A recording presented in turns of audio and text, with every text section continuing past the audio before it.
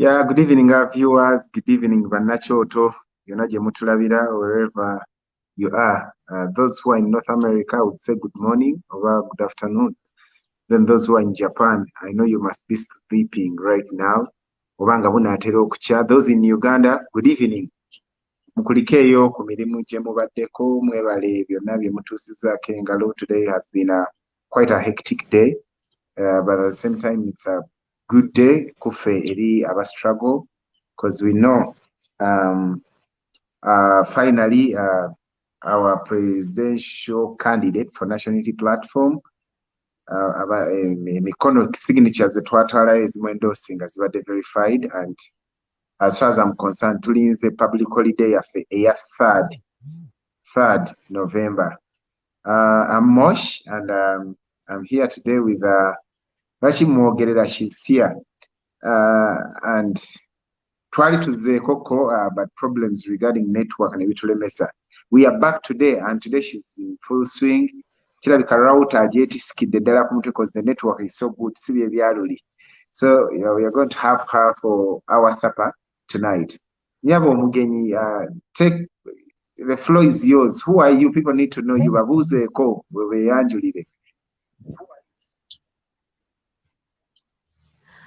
Thank you, Mr. Moish. I am glad to be hosted. Thanks for this opportunity. To all our viewers and listeners, I'm glad to be speaking to you tonight, and I pray that we engage in this conversation. And by the name's Maria Ledokwaska Natabi, commonly known as Kasukali in our Butembe constituency. You see, tuli baana ba bikaado, oba we are people from the sugar canes.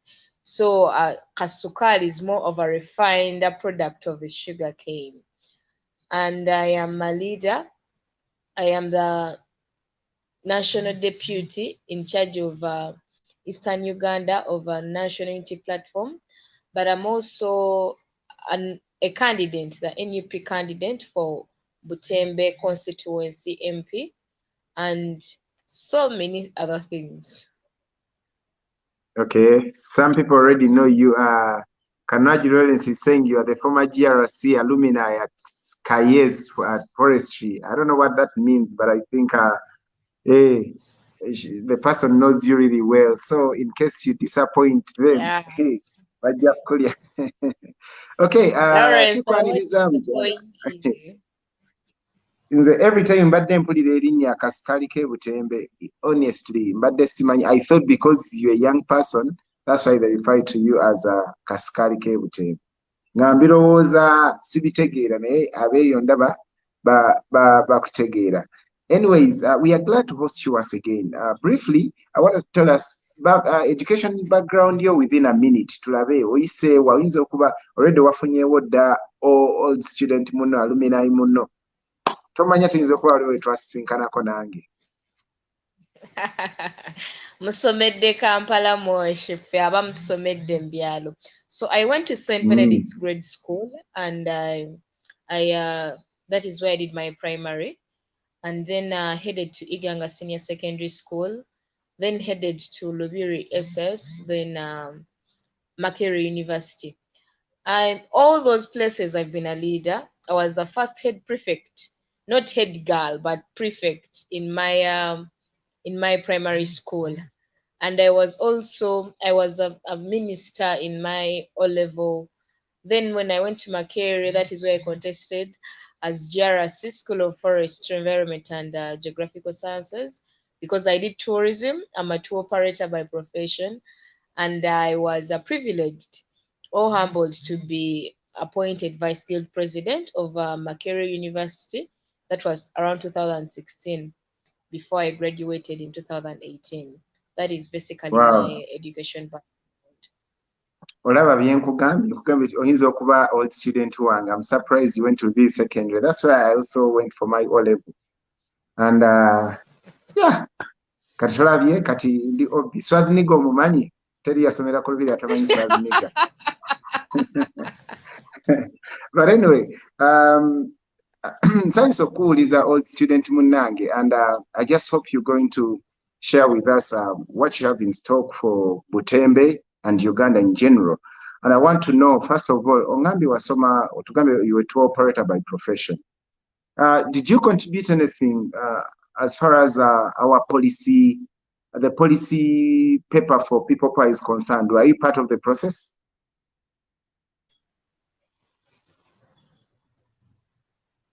Wanji, Honorable, network kansubire tetutandikirewo nga bukyali. Honorable, terera woli, terera nkwokye bulungi ebibuuzo. Njagala kumanya oba wali part of the process mu kukola policy statement yaffe nga people power. Then if the answer is yes, I would like to know tourism ogirowooleza ki, because people want to know what people power is about. Abantu baagala okumanya. Tukoze tutya okulaba nga people power ekola ki? Okumanya kyeyina in store for tourism and stuff like that. Honorable afunyemu ka technical glitch katono waliwo amukubidde, but she's coming back. You know, we are privileged to host her, and I think there's a time when I really wanted her to share what she has in store for her constituency. And today I pray the network allows, because we don't want to miss out. This is what you're talking about, brain power. Twagala kulaba we agents of change and so forth. Twagala kulaba what we are offering. Nenare mucheremeddwa. Lekero Maureen babuzaako, Hayden wange omubwati nkubuzaako. Mama, you have a funny name. Hayden wange omubwati, omuntu ayinza olowooza nze akikuyise. Nakalema Rusla, Remy Akero, thank you. Mwenna mbalaba kwe muli. Omukyala, the last time we talked, she told us she was in her senior 6 vacation. Vacation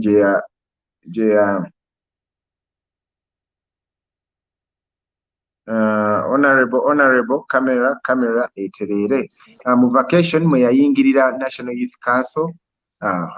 Yuna akomyo. Honorable abakubira bagambe bakwesonyiwe. Bakwesonyiwe abakubira. Soke tumalirize emirimu gy'eggwanga. Okay, otubulidde gye wasomera. Kakati we want to know, notubulirako katono n'okusoma. Nenkubuuza that you were tour operator. Nga twaga, bannange. Ompulira. Honorable abakubira bannange. Saagala leero tulabewo kitulemesa. Okay, tubulire. Mu people power tourism tugirowooleza ki since ye tour operator. What is the plan by people power for the tourism sector?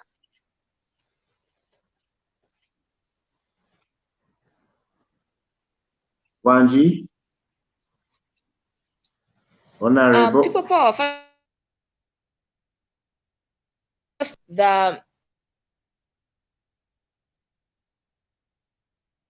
Wanji, Honorable. the biggest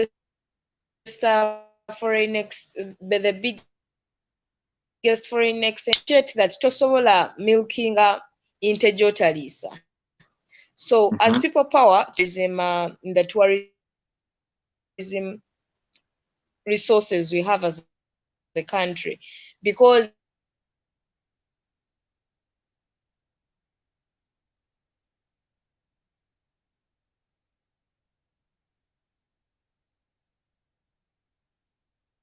bannange abakubira honorable bannange mutuleke omukyalo ntusobole omunyumirwa bulungi olwaleero. We want to enjoy her. Tetwagala atuyingirira bannaye. Today she even got a new location, kubanga nabadde namugambye dda nti funa location nga mpya, tusobole okuba nga tukola ki, nga tukunyumirwa bulungi. Era mukazi wattu we twogerera alina Kampala gye twogerera naye bannange abamukubira banne mumuleke omukyala atunyonyole bulungi, so that we really get to know ate abadde akwatidde ddala we twagala, whereby tourism is one of those things we expect to earn a lot from, okubanga tusobole okukyusa eggwanga Uganda to build the new Uganda we're talking about. So tulabe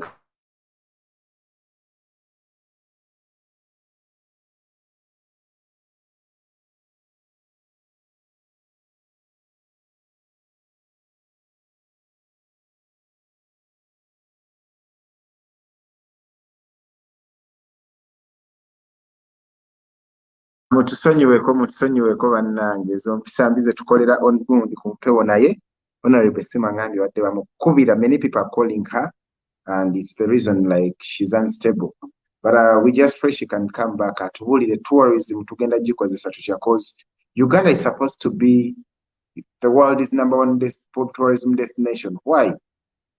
Every region of Uganda is endowed with something ekisanyusa amaaso. I tell you, when you go, no ogenze mu game parks enyangu nga Lake Mburo osangayo hippopotamus, osangayo crocodiles, osangayo engoje eziri, nosangayo waterbucks, nosangayo warthogs, buno bupumba ne puma, nosangayo ebinyonyi, and it is the smallest nowewunya olaba katini bwe kati zebra zijjudde mu Lake Mburo. Ogamba n'otunuulira naawe ebintu n'okkiriza n'ogamba yeah. So since she's an expert in tourism, that's why I was questioning her. Atubuulireko, she's part of the national leadership, national unity platform leadership structure. Tubuulireko tourism, how are we going to do about it? Okay, genda maaso Honorable.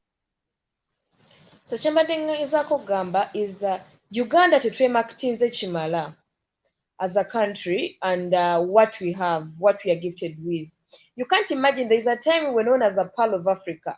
Right now we are known as the Banana Republic. Ekyo kikilinga market yaffe. The brutality of police that is going on here nakyo kitureteninga aba tourists oba abagenyi betuba nabo abasobola okujja tulambula.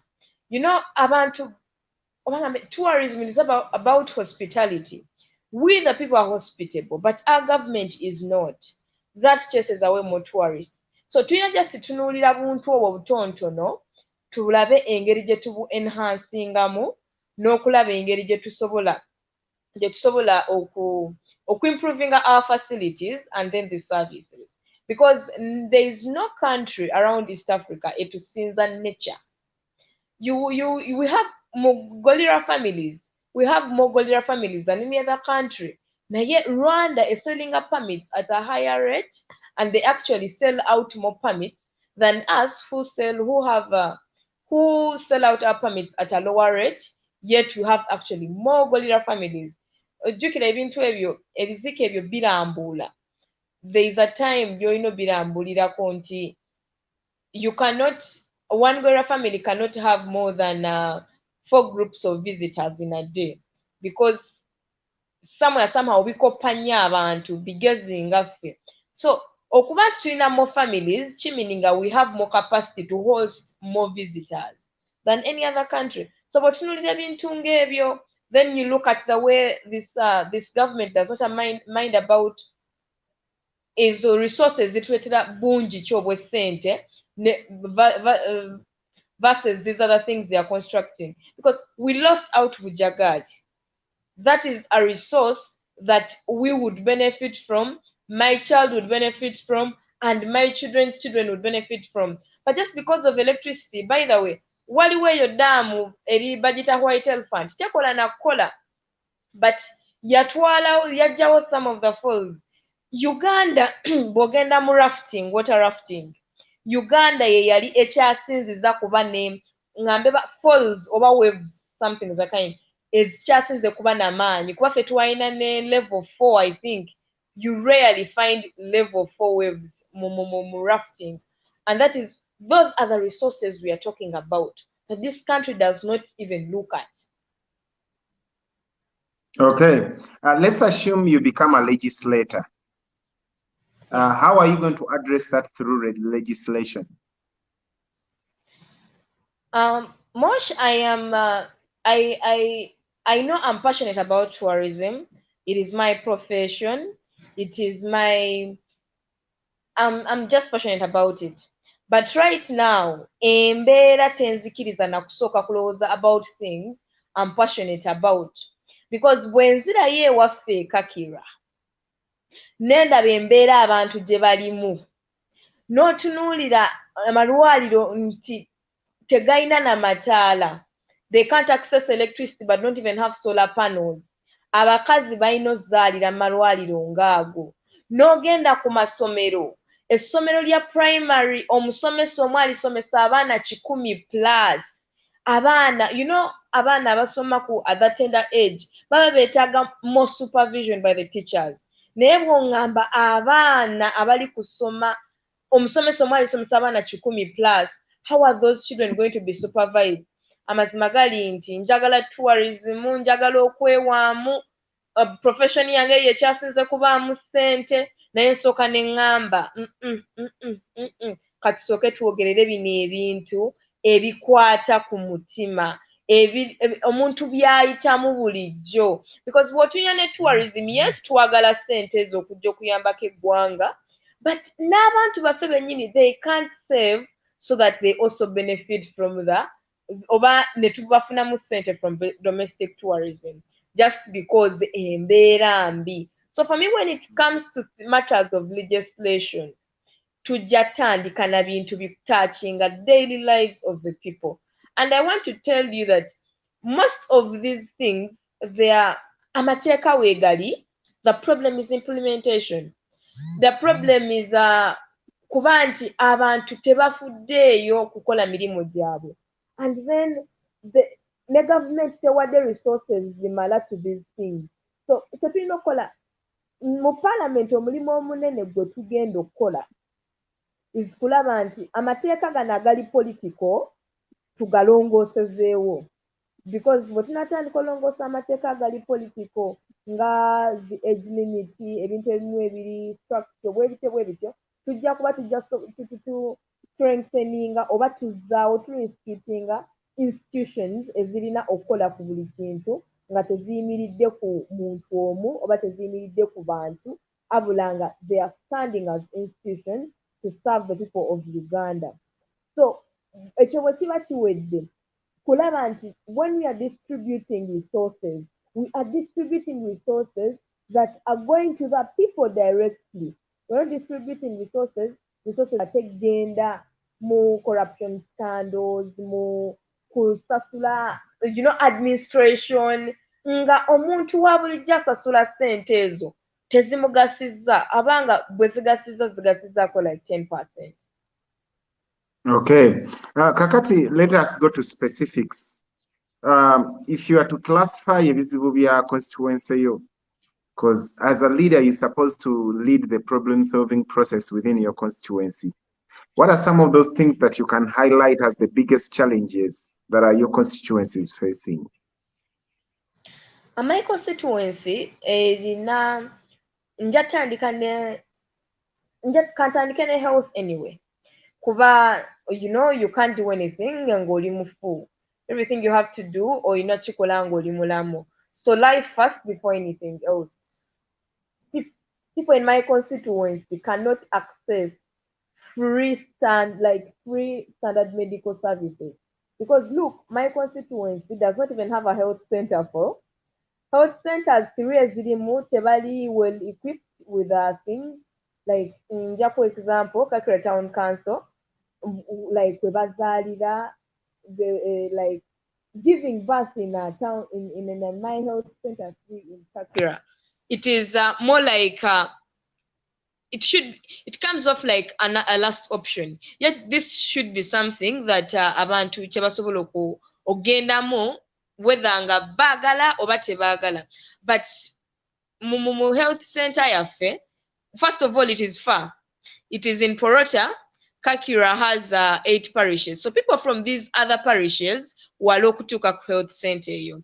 But then ng'ovuddeko n'ekyokuba nti wala obujjanjabi obulimu tebumala. Temuli malagala oyina oggula by the way n'empiso a syringe you have to buy it from a nearby waliwo akaduuka kogenda n'ogulamu syringe ebintu ebisinga tebiriimu.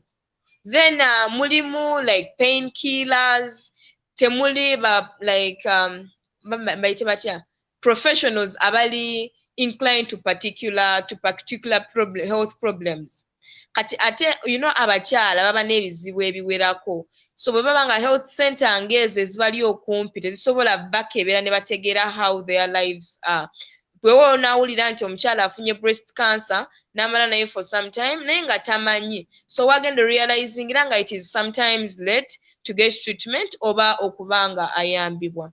So bw'ova ku kintu kya kati ate mu sub-county eri endala gye bayita Busede sub-county, it is a rural sub-county, bayina n'obuzibu bwa light like electricity. Tebalina amasannyalaze, bakozesa sola, ne sola yafa, so bakozesa torch. So n'omusawo mwennyini okukolako ng'ozze ekiro, and tebakola ku emergencies kaŋŋambe. So that is how people continue losing lives, just because these health facilities are not well equipped and are well staffed. Bw'ova ku ekyo, nodda ku ky'amasomero nga bwe nkugambye, ffe tuli baana ba bikajjo, tukulidde mu bikajjo, amasomero gaffe gali wala. So ekyo abaana abazadde bakunyola ne bagamba omwana nga tannaweza myaka 10 oba myaka 9 kusobola ttambula kugenda ku ssomero, the distance y'essomero eririwo, omwana ataasome. So abaana ne basoma nga already bakulu, emyaka gyabwe mikulu ku classes ze balina okuvaamu. Ate because of those long distances, most of them bayitana mu bikajjo, woowulira cases such as defilement, woowulira cases nti omuwala bamupaswedinze because oli amuwaddeko lift from maybe a home to school, things of the kind. Lift eza boda zombi, piki n'obugaali, things of the kind.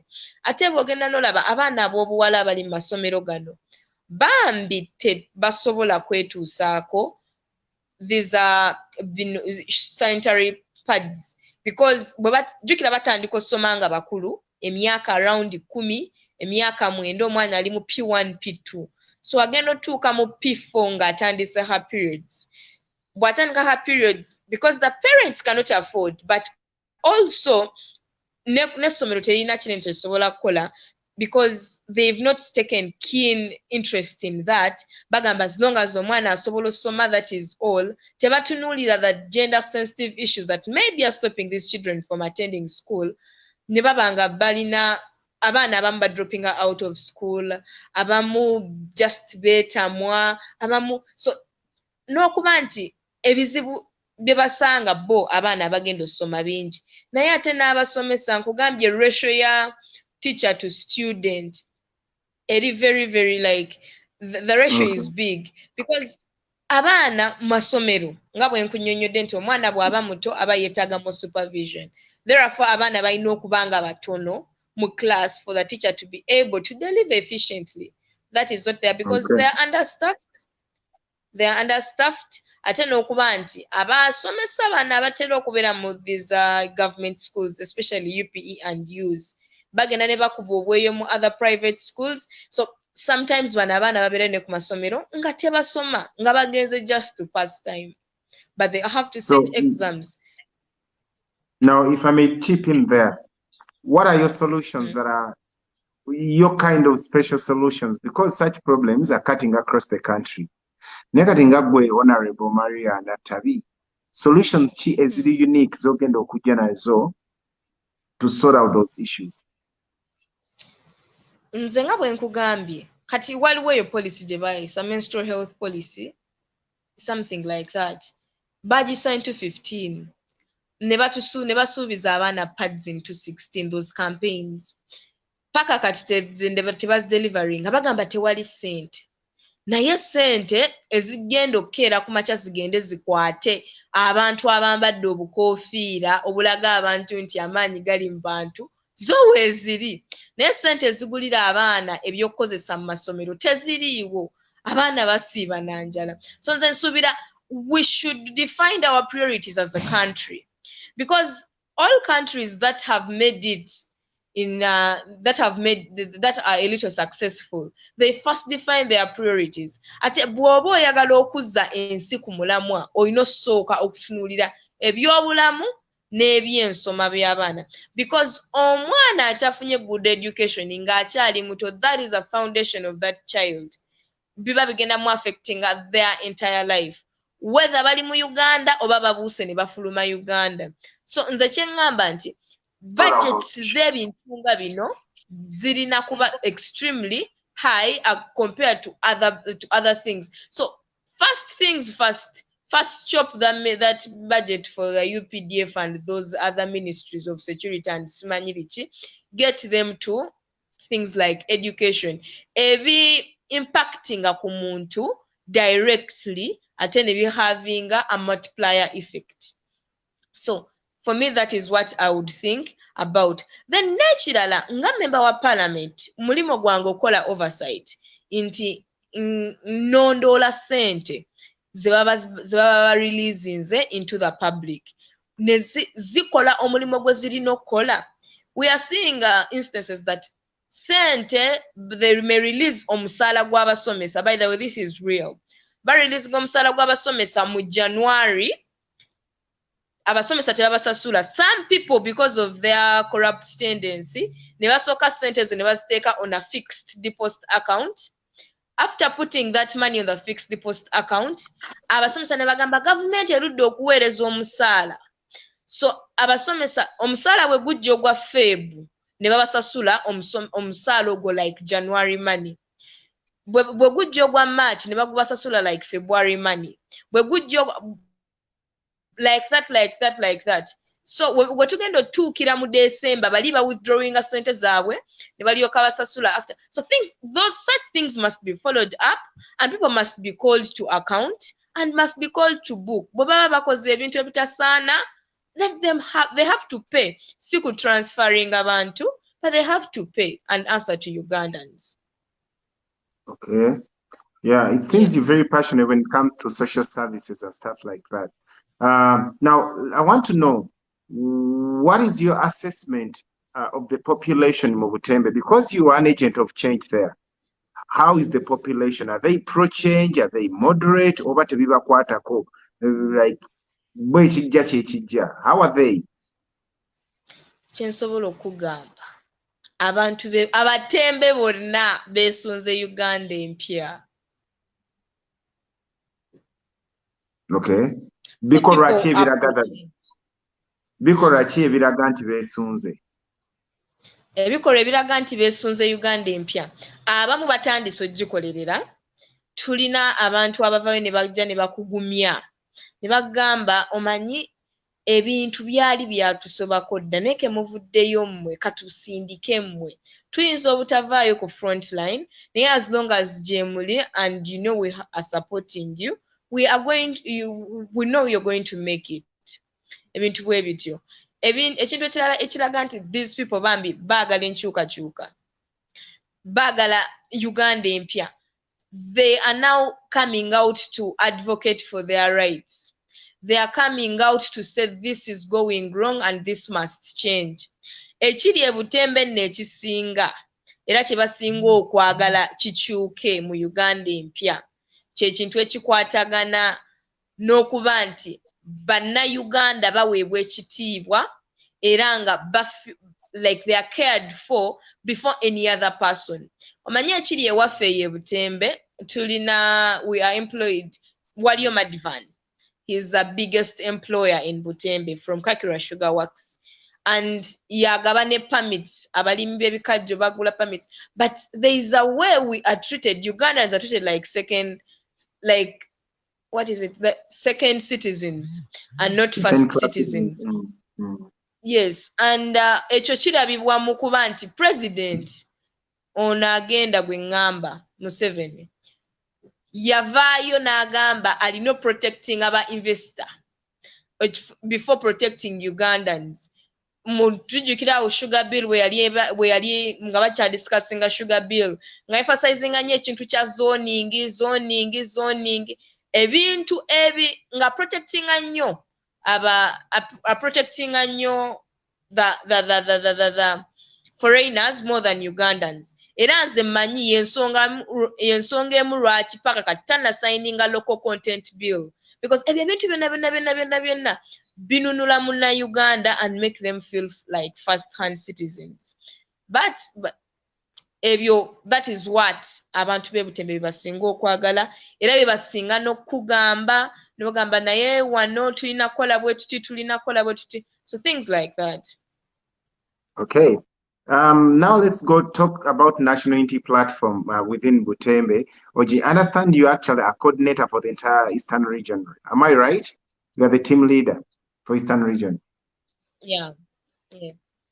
How well have you structured the region as far as National Unity Platform youth structures are concerned? Before we became Unity National Unity Platform, we were People Power, and that was around Mm-hmm. last year after me being appointed the National Deputy Youth Leader in charge of Eastern Uganda. I moved around all sub-regions and tried to ensure that we have sub-regional coordinators. And that time we said we must have two, male and female, at each and every level. Omanyi eno tuli mu generation equality. So tulina Mm-hmm. okyogera mu bigambo ne mu bikolwa. Tetwagala Mm-hmm. agambanga waliwo abatugamba nti abakyala baatuwa third naye nga bw'ogenda mu bintu ebimu tituweza 30%. Omulembe guno omwagulanye oba nga National Unity Platform twogera ate ne tukola. So we ensured that we have a male and female. Eastern region erina 5 sub-regions, that is Bukedi, Bugisu, Busoga, Sebei, and Teso. So we have both male and female sub-regional coordinators for youth coordinators for NUP. And we ensured we also go to the district level and do the same.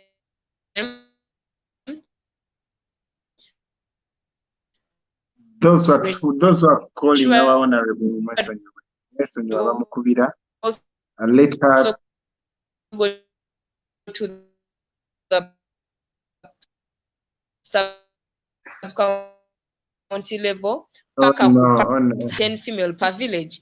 And those structures, kyenjogera kati nkitegeeza because mbaddeyo, I think 70% of those structures are filled nga za NUP. So bwe twajjanga NUP, bwe twatutandika nga NUP, we just carried on. Though mu structures zino twalinamu baganda baffe aba other political parties, so twabalekawo mu People Power, but in NUP we replaced them with typically NUP members. Well, how was your performance in the youth elections? During youth elections, what I can tell you, it was a very hectic. Omanyi paka kati sifunanga bigambo bituufu byakozesa mu kalulu ako because emirimu gyali mingi in a very, very short period of time after us unveiling the party. Expectations were also high. Electoral Commission was frustrating us. Police was frustrating us. Everything was almost against us. But we said if God is for us, then everyone who is against us will not prosper. So ne tweyongera ne tulumba, and I have a report of our performance. Naye nsobola okugamba in places we fielded candidates 9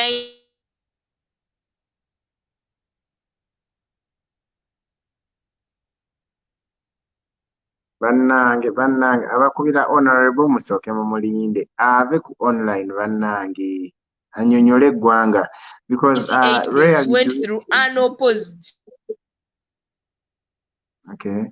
in Yeah, so she's still giving us a report of how she performed. Mubuuza ebibuuzo from all angles. So tebigenda kuba structured. You can go on. Network abakubira yes. bakwesonyiwa.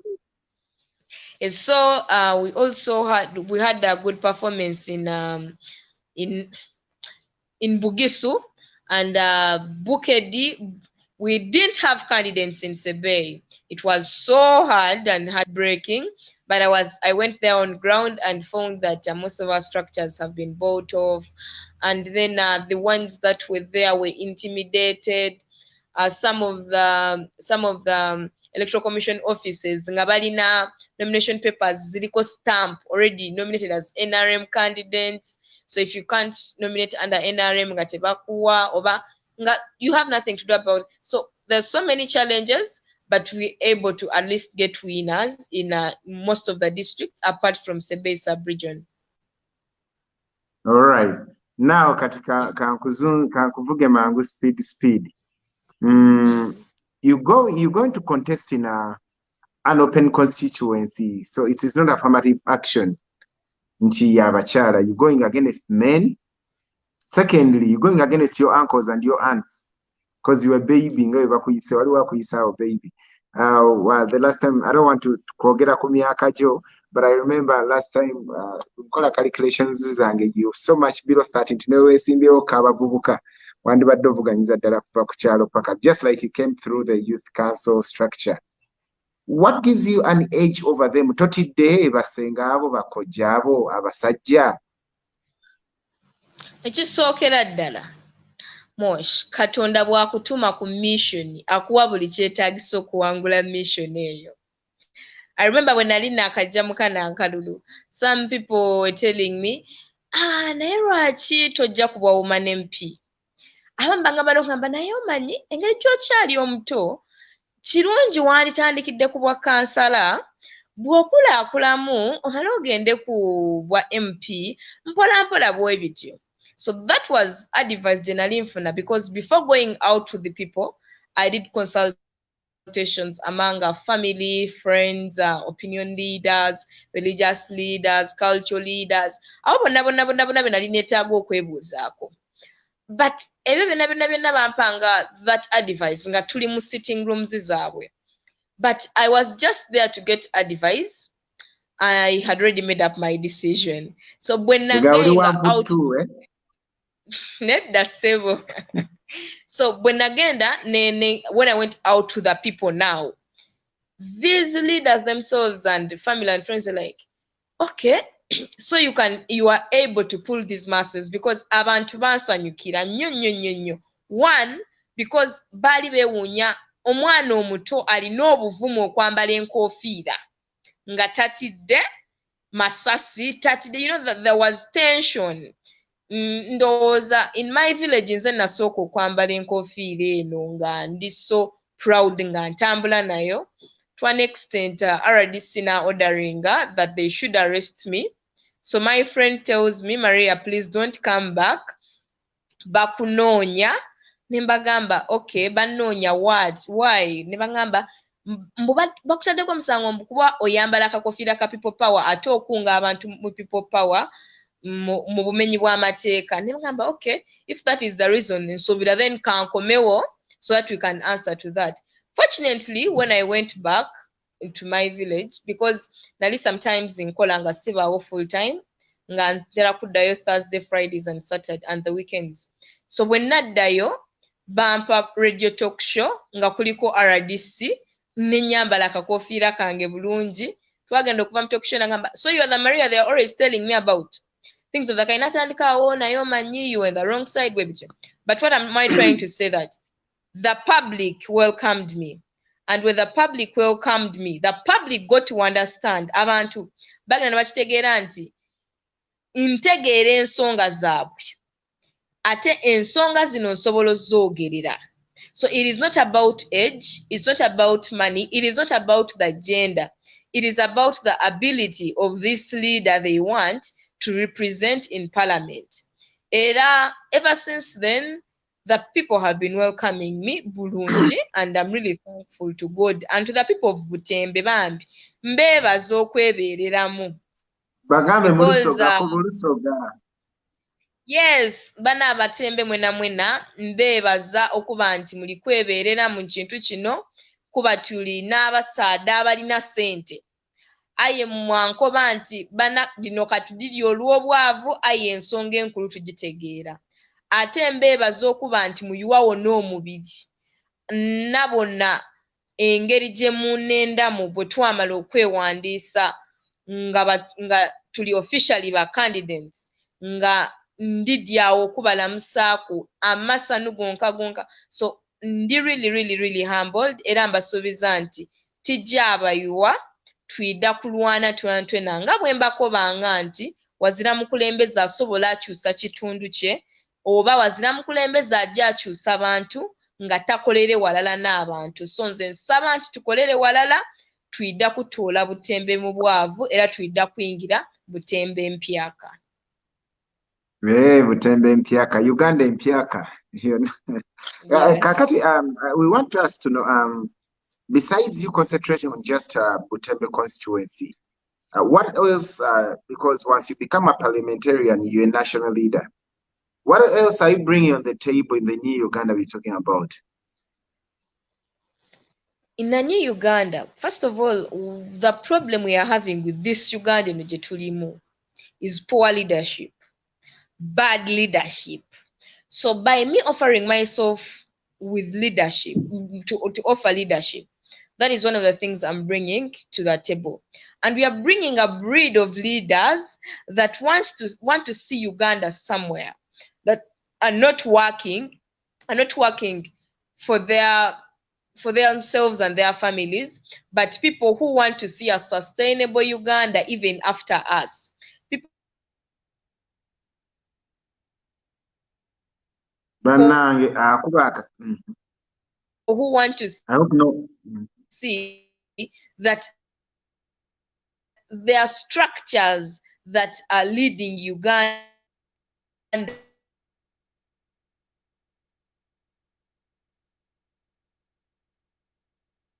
Bannange abakubira honorable mumwesonyiwe asooka aweereza eggwanga. People want to hear from her. People want to talk to her.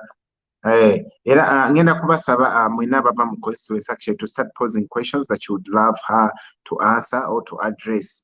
Feel free to throw in a question mu comment section. Ngenda kuba nsobola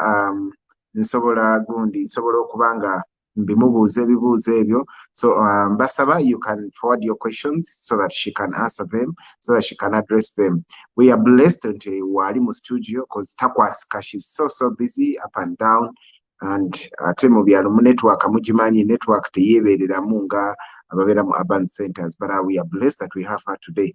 And feel free to throw in any question that you would like to be addressed so that omukyalo oyo tumukkuta bulungi. I know we can't have enough of her because every time she speaks to the public, she's a new breed, she's a new kid in the block. So feel free to really fire her some questions.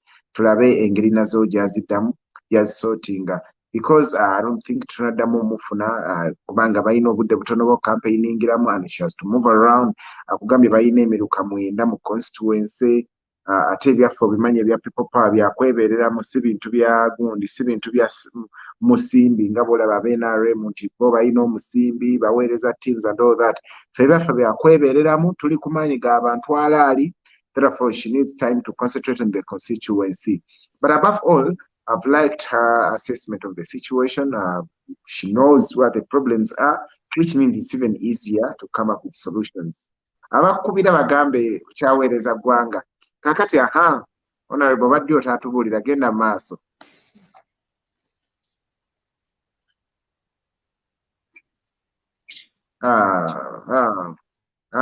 Yes, honorable, genda maaso. Obadde okyatubuulira what you're offering as a national leader, because once you become a legislator, etteeka ly'oyisiza likwata ku Uganda yonna. What I bring you on the table as a national legislator? Network yayanga, network etuyingiridde, simanyi. As a national legislator, simanyi. Okay, katukulindeko katono, network tebale temuvaawo, she's coming back. Kintu kitereeze bulungi so that she can really talk to us and tell us what she has in store for Uganda and Butembe constituency in particular. But we thank God nti guno omulembe tufunyeeyo products ngazo strictly ozirabira ddala nga products za revolution, products za people power, si biribiri ebyokutusiba ekiwaanyi. Tulese embeerera mu byobufuzi, if I may say so. And I am so proud of my president who has inspired this generation. Okulaba nti eyimirirawo, okulaba nti tuvaayo mu lusiisira gye tubadde, mu kugamba gye tubadde twekwese mu bisiikirize. It's so I feel proud to be part of this revolution, to be part of this generation. Again, okutondawo Uganda empya, cause I mean, if it wasn't for Robert Kyagulanyi Ssentamu, buli omu ajjukire gye yandibadde as per now. Even the word struggle wouldn't make meaning. Right now tukisaagira namu ne tukisekeramu naye nga very much no. Yes, honorable. Network eteredde. Okay, obudde butudduseeko, mbadde njagala kubuuza, what are you offering as a national leader? Because once you legislate, becomes a national policy.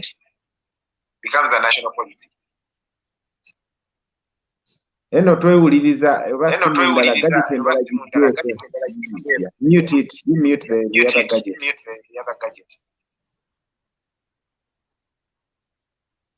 You can go ahead now. So much like I was telling you that ebintu bya Uganda bino tulina policies ennungi because what does parliament have to do? Olina kukola mateeka gayamba ggwanga gayamba bannayuganda nagasa ggwanga.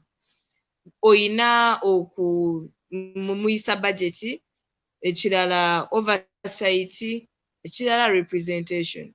So bwe tubanga tugendera kwegya emirimu gy'omubaka wa parliament, nze omulimo gwa legislation oba ogw'okukola amateeka nja gugenda in the political or in governance issues because our laws have problems especially with governance issues because waliwo omuntu eyatuula eyo ng'ayagala yeemalirire obuyinza bwonna yeemalirire buli kimu, so amateeka agasinga ne bagakyusa in his favor. Naye bw'oba ogenze ku obulamu bw'omuntu bwa bulijjo, policies ezeetaaga omuntu oyo okuba obulungi oba okweyagalira mu nsi ye weeziri. All it takes is to have a budget for them, for their implementation, oversight to see that buli kimu nga bwe baakiyisa mu budget bwe kiri kukolebwa, then bwe kiba nga si bwe kiri kukolebwa, we call people to order, oba basasula basasule, oba basibwa basibwe, then bwe baba nga ebintu bitambule bulungi, that is omulimo gw'engenda okusinga oku-emphasizingako nga ndi mu parliament. Because bino ebintu eby'amateeka byakutereeza sisitimu yaffe kuba yo bambi volongoto era nga tugenda gitereeza. Bye bigenda osooka mu gavumenti ya Kyagulanyi Robert Ssentamu gwe tugenda okuwandiisa ku 3 November, banandiisa abasoga mwena mwena, abannayuganda mwena mwena, 3 November public holiday, olunaku lwa kumyusa. Bw'oba toosobole kujja ku nguudo kuwerekeraku omudingu waife, mbasaba muvaale reedi abantu mbalage nti akasaada tuliikabinga. But basically tugenda okukolako byakusooka kulongoosa institutions zikole omulimo gwe zirina okukola. Bwe tunaamala tugende ku implementinga zino policies ze bakoze ennungi. Abannayuganda balungi, ffe abakyasinziza policies nnungi. Naye we do the policies here that are implemented in Rwanda. Bw'obuzibu bwe tulina. Okay. All right. Back to the race. Eko kendezaako mulimu teboozi. Kaakati waliwo akubuuziza ekibuuzo wano. Abdulatif, let me see. Kanwaj Lawrence says, what is your competitive advantage over other candidates in the Tembe constituency, and how are you going to exploit it to snatch our win as national unity platform? First of all, ndi mu party ekyasinze maanyi mu constituency yange and Uganda at large. That is one. Two, I'm a very young, intelligent lady who is willing to serve. Omanyi waliwo okubanga amagezi Katonda yakuwa naye nga gagasa gwe na family yo. Nze Katonda ansaasidde n'antuma n'ampa amagezi ate n'antuma okugakozesa okuweereza abantu. 3, mu bantu bonna abali mu race eno, nze nzekka alina leadership background. Era nchalenginga ng'abantu abaŋŋamba oli muto, oli mukyala, ne mbagamba sigaanye ekyo sijja kyejjako eky'obuto, ekyokuba omukyala sijja kyejjako, naye njagala mu buto bwange mumbuuze oba munoonyerezeeko obukulembeze bwe mbaddemu na biki bye nkoze. N'abo be muyita abakulu mu bukulu bwabwe mubabuuze babaddeko abakulembeze ate mu bukulembeze bwabwe kiki bakoze. So I have the biggest leadership profile mu bakandidate bonna across all ages. Kuba tulina candidate ali 50 plus. We also have candidates, and I'm the youngest candidate in the race. So we're having candidates across the divide, the generational divides. Naye mbagamba ni bwe mba nga nze akyasinze kuba muto, as long as nze bwe mba nga nze alina ekyokwongerako ku constituency eno ne ku ggwanga nze gwe mba mulonda. So nze akyasinze leadership profile ne experience mu bantu bonna nga bansinga n'obukulu. Kinnyamba kuba kimpa credibility nga nteesa ebintu bino banga njogera about these matters. Ekirala nze omukulembeze abadde akola mu constituency. Being Secretary for Female Affairs mu Jinja, mbadde nina projects zenkola, and one of them is the health menstruation campaign. I've had mentorship programs for young girls in school. I've had skills development for young ladies about dropping out of school and young and teenage mothers. So ebintu byonna bibadde binteeka mu community because I've been engaging in the community.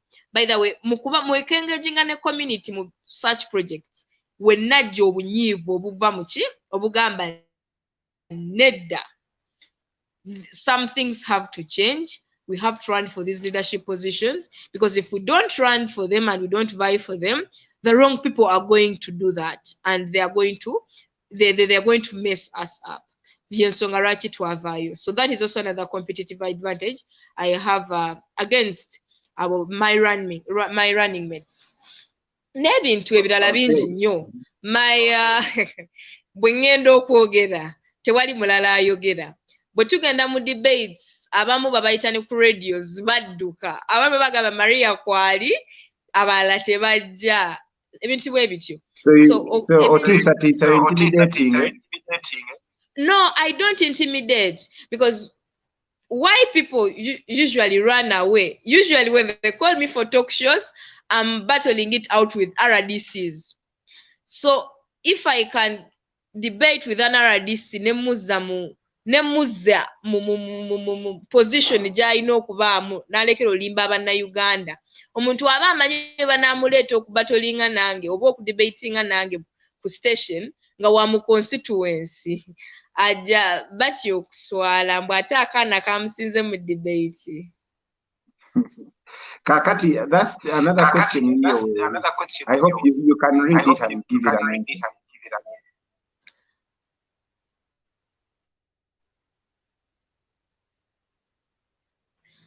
Of recent, nja bagamba kino, because being an NUP leader, sikoma mu Jinja mokka. So twaliko mu some NUP meeting. Ebusoga eyo. Ne mbagamba, one of the advantages of being in the NUP structures is one, inti akalulu tukalina era twakawangula dda, naye kabatande baleme tulangirira. Nze nina already ejjokola, because bajja kunoonyeza ekakiro e Butembe, naye already because ndi mu structures nkwataganye, I've got so many friends in Teso, kasita bagano tulangirira, nze nja kuba ne hideout. Kikyengezaako kugamba abantu bakategeera bulungi, bano abantu just in case.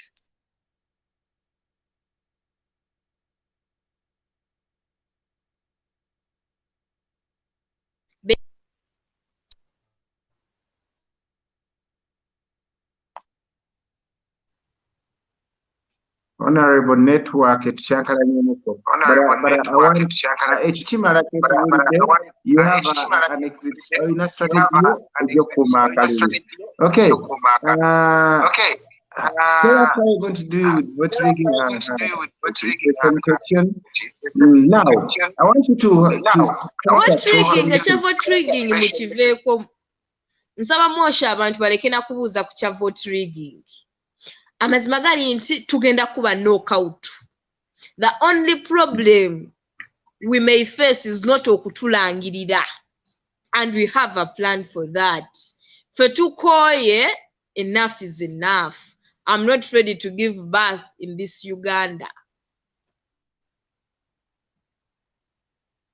Okay, Honorable. Any special message that you want to craft for, let's say, people in the diaspora who are coming from Butembo, who are coming from Jinja, who are coming from the east? Kantandike n'ab'e Butembe. I pray babeere nga kwe bali aba diaspora nga ba Butembe. bassebo ne bannyabo Katonda baŋŋambe yababikako akasubi ne musobola okufuna some greener pastures. Mbakobe mu Lusoga.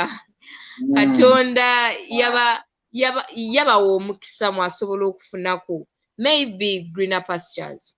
Aye kye ndibakoba nti eka wasigala nga ka. Era ndibasaba nti nga muli eyo ndi families daimwe diri eno. Making sure nti families daimwe diri eno dinooneza president n'abantu abali ku umbrella akalulu tusobola okukyusa Uganda. Ekyo kyenna ekijja osooka.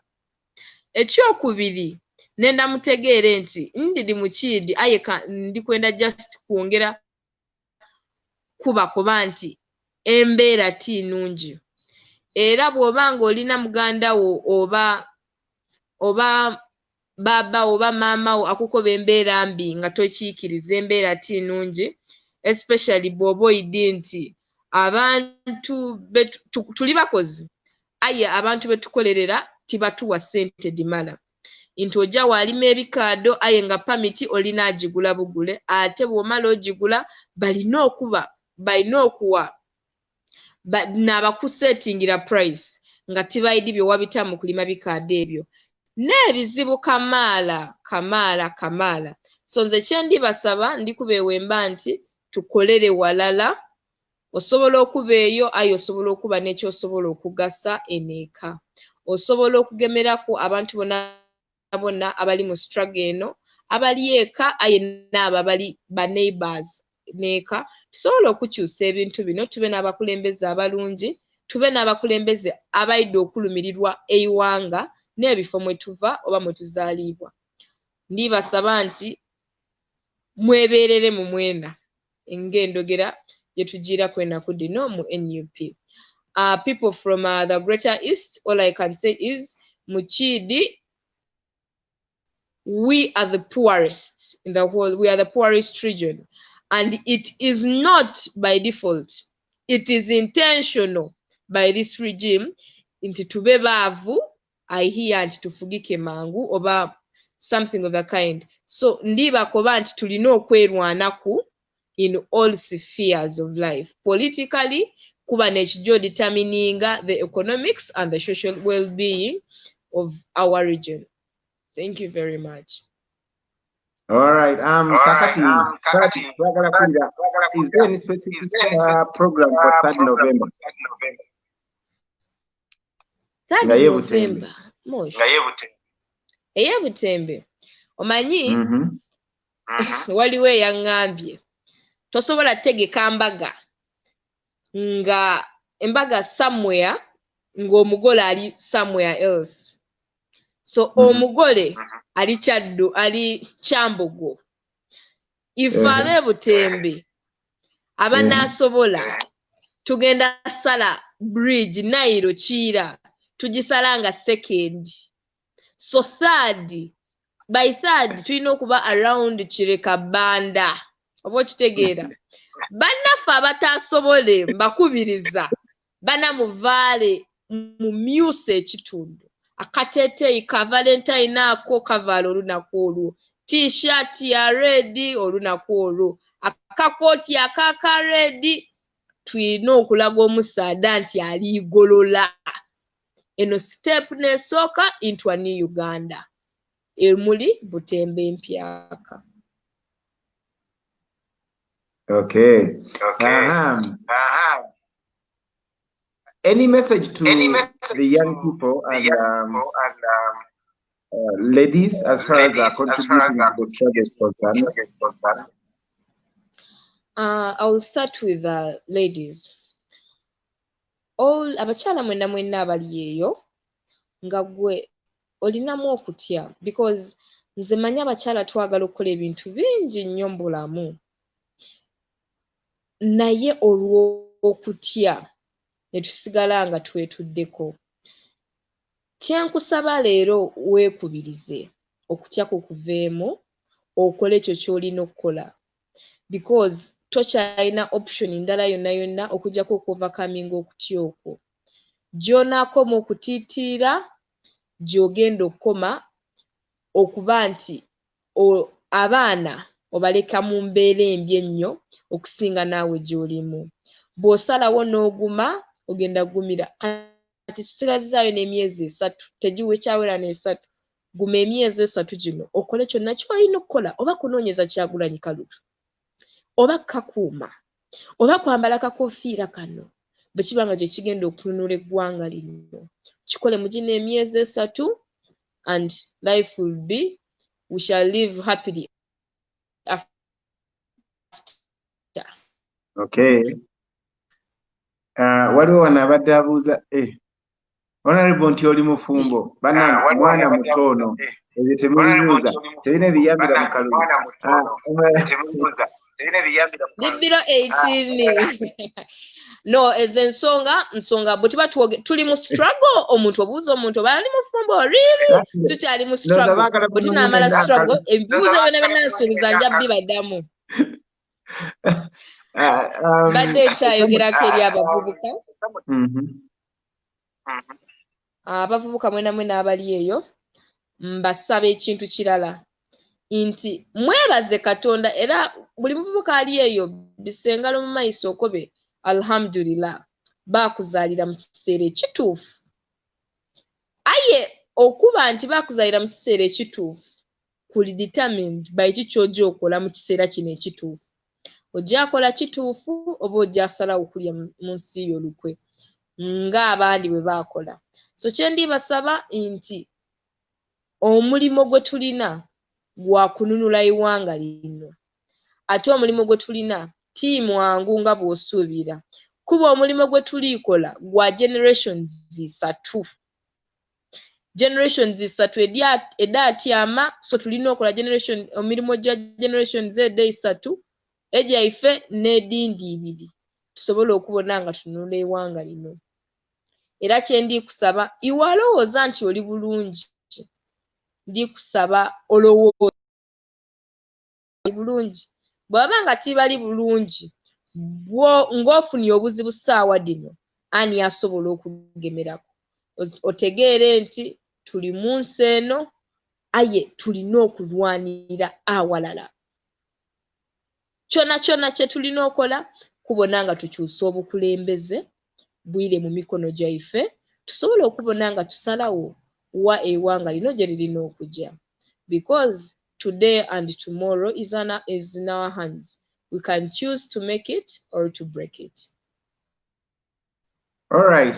Thank you so much for your time. You look tired and everything else. Thank you so much for contributing. I will comment and so forth. Go ahead. Yes, omanyi mbadde njogerako eri all the people from Busoga, people from Butembe in particular, Eastern region, abakyala n'abavubuka. Naye mwenna abatagwa mu ttuluba eryo tweyanziza nnyo obudde bwammwe tetubutwala nga kyakusaaga. Era mbasaba nti mutukumeekumenga. Olaba bwe mulaba bu live buno bwe buti tutegeera nti tulina abantu abatukkiririzaamu era bagenda otubeererawo. Bwe ntegeera nti waliwo ajja okumbeererawo nange nguma akasajja n'enkalumba nga mmanyi nina backup. Tweyanziza nnyo Mosh for this program and this opportunity. All right, tweyanza nnyo bannakyoto mwebale kubeera nga contributed and keep sharing this message. You never know, it might bring another person onto the struggle. Abantu bangi ababeereyo nga beekwasa nti bato tebalina budde and so forth, but just told you this is a generational responsibility and you're on a mission to make sure that we change Uganda. Greetings to your alumni of Namakerere, Lubiri Secondary, and good night for now. Good night.